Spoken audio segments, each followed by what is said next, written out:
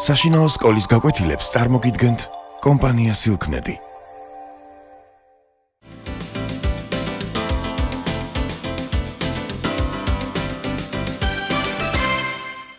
მოგესალმებით. ჩვენი გაკვეთილის თემა არის მეტაფიზიკური შეხედულებები ცოცხალი ორგანიზმების წარმოშობის შესახებ.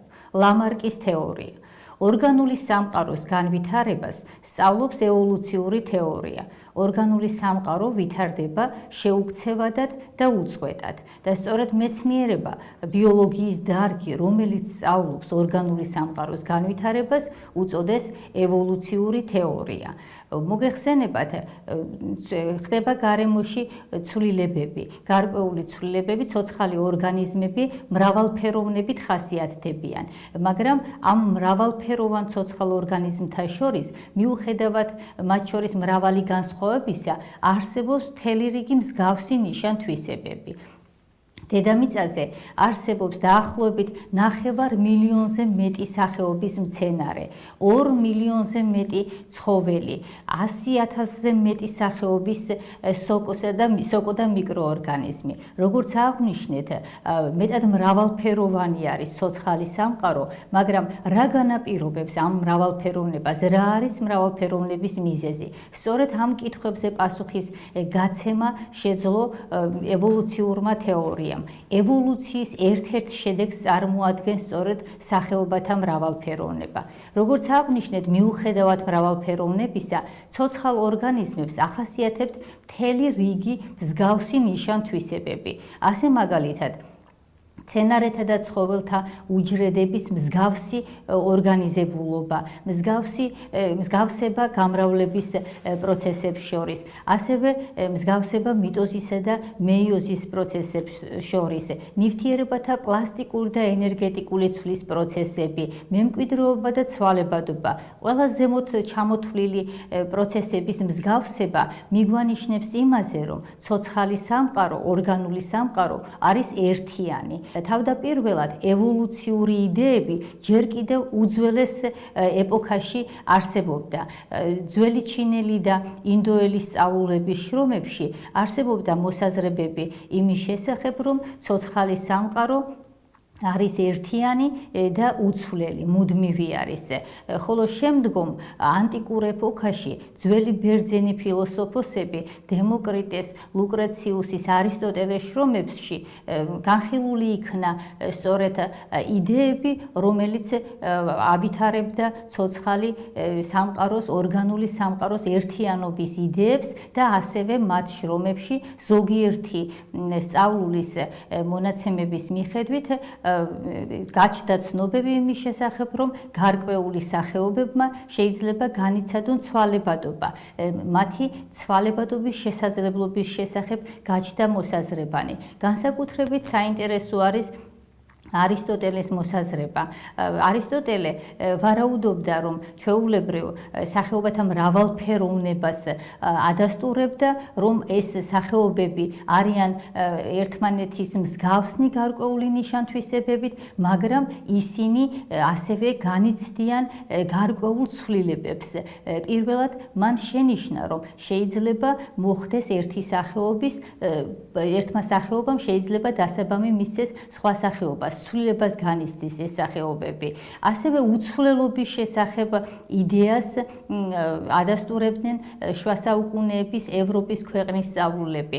მათი შეხედულებები იყო მეტაფიზიკურ შეხედულებებს უწოდებენ, მათ შეხედულებებს, რომელიც გულისხმობს, რომ ცოცხალ ორგანიზმებს აქვთ თავდაპირველი მიზანშეწონილობა.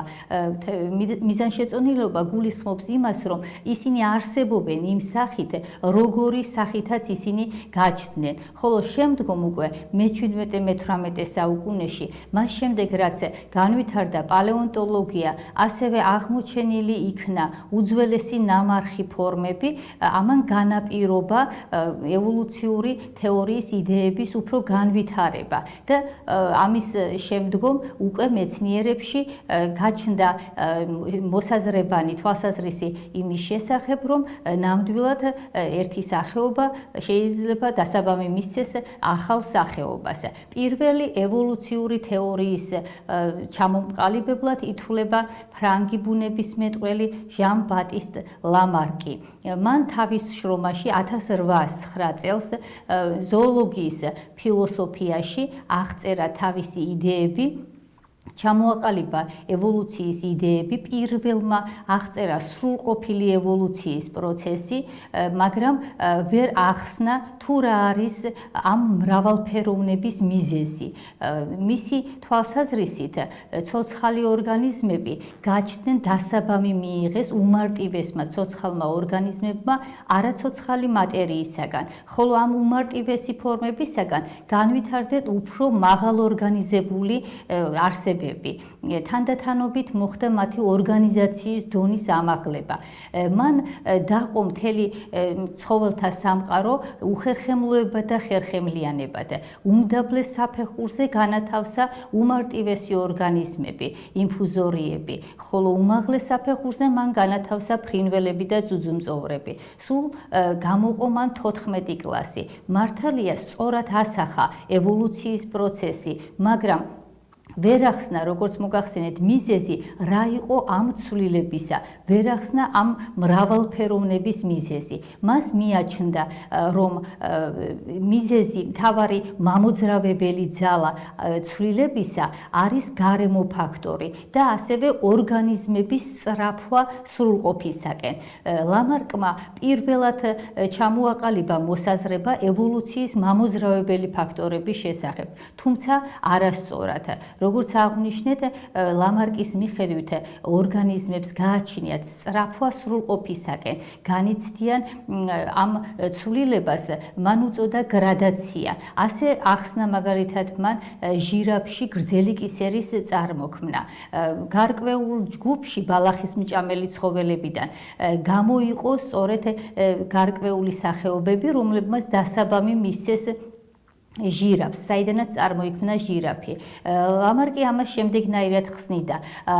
იმ რეგიონში, სადაც ეს ბალახისმჭამელი ცხოველები იყვნენ გავრცელებულნი, საკვები რესურსების სიმცირე შეიმჩნეოდა. ბალახოვანი მცენარეებით ღარიბი იყო აღნიშნული რეგიონი და მისი თვალსაზრისით ცხოველები ცდილობდნენ მიისწრაფოდნენ სიმაღლისაკენ, ხეებზე მოეპოვებინათ ფოთლების საკვებად. ამან გამოიწვია ის, რომ მათი კისერი გახდა უფრო დიდი ზომის. ანუ ლამარკის თვალსაზრისით ორგანოები, რომლებიც მეტ დატვირთვას ღებულობენ და რომლებიც ვარჯიშობენ, უფრო კარგად ვითარდებიან. ასე ახსნა ასევე ლამარკმა გედის გრძელი კისრის არსებობა, ან თუნდაც წყლის ფრინველებში თითებს შორის საცურაო აბკის წარმოქმნა, ღამურებში თითებს შორის საფრენი ტყავისებური აბკის წარმოქმნა. ღამურები მოგეხსენებათ ძუძუმწოვარა ცხოველებს მიეკუთვნება, რომლებიც იკვებებიან მწერებით და იმისათვის, რომ ისინი შეგუებოდნენ გარკვეულ გარემოს, ლამარკის თვალსაზრისით მათ უნდა ქონოდათ ფრენის საშუალება. ფრენის საშუალება კი ფრთების გარეშე რა თქმა უნდა შეუძლებელი იყო და ამიტომ ამ ცხოველებს გააჩნიათ ლამარკის მიხედვით სწრაფვა სრულყოფისაკენ, ანუ განუვითარდათ ფრთები ვარჯიშის გამო. ხოლო ის ორგანოები, რომლებიც არ განიცდიან დატვირთვას, არ ავარჯიშებს, ესა თუ ის ცხოველი, ასე ვთქვათ, ის ორგანო თანდათანობით კნინდება და შემდგომ მთლიანად ქრება. ასე ახსნა მაგალითად ლამარკმა ქვეწარმავლებში, გველებში კიდურების არარსებობა, თხუნელაში მხედველობის არარსებობა, სირაქლემაში ფრთების განუვითარებლობა. მოგეხსენებათ, სირაქლემა გაშლილ ველებზე ბინადრობს და მტრისაგან ტერიტორიისგან თავდასაცავად ან საკვების მოსაპოვებლად მას დიდი ტერიტორიის გავლა სჭირდება. ამისათვის განვითარებული აქვს მძლავრად უკანა კიდურები, ხოლო რაც შეეხება ფრთებს, წინა კიდურებს, ის განუვითარებელია, როგორც ლამარკის მიხედვით თუ ვიმსჯელებთ, ფრთებს ის არ ავარჯიშებს და ამიტომაც განიცადა მან დაკნინება და გადაგვარება. ამდენად ლამარკის მიხედვით სწორედ მამოძრავებელ ძალას წარმოადგენდა ევოლუციისა სწრაფვა სრულყოფისაკენ. ასევე ლამარკი აღნიშნავდა მეორე მამოძრავებელ ძალად ევოლუციისა გარემო ფაქტორების გავლენას, მაგრამ არასწორად თვლიდა იმას, რომ გარემო ფაქტორები მხოლოდ სასარგებლო ცვლილებას იწვევს ამა თუ იმ ორგანიზმში. ჩვენთვის კი ცნობილი არის, რომ გარემოს ზეგავლენით შესაძლებელია ორგანიზმებმა განიცადონ როგორც სასარგებლო ცვლილება, ასევე საზიანო ცვლილება.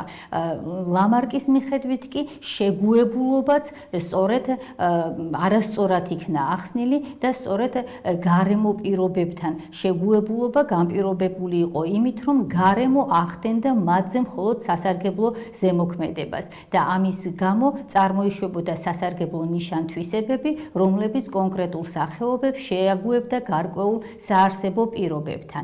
ამდენად ლამარკის იდეები თავდაპირველად, რა თქმა უნდა, დიდ მიღწევად ითვლებოდა ევოლუციური თეორიის ჩამოყალიბებაში, მან პირველად სწორად აღწერა ევოლუციის პროცესი გართულება მარტივიდან რთულისაკენ, დაბალი ორგანიზაციის დონიდან მაღალი ორგანიზაციის დონისკენ, მაგრამ ვერ ახსნა სწორად ევოლუციის მამოძრავებელი ძალები, ვერ გასცა პასუხი კითხვას, თუ რა არის სახეობათა მრავალფეროვნების მიზეზი და ვერ ახსნა ასევე შეგუებულობის მიზეზი.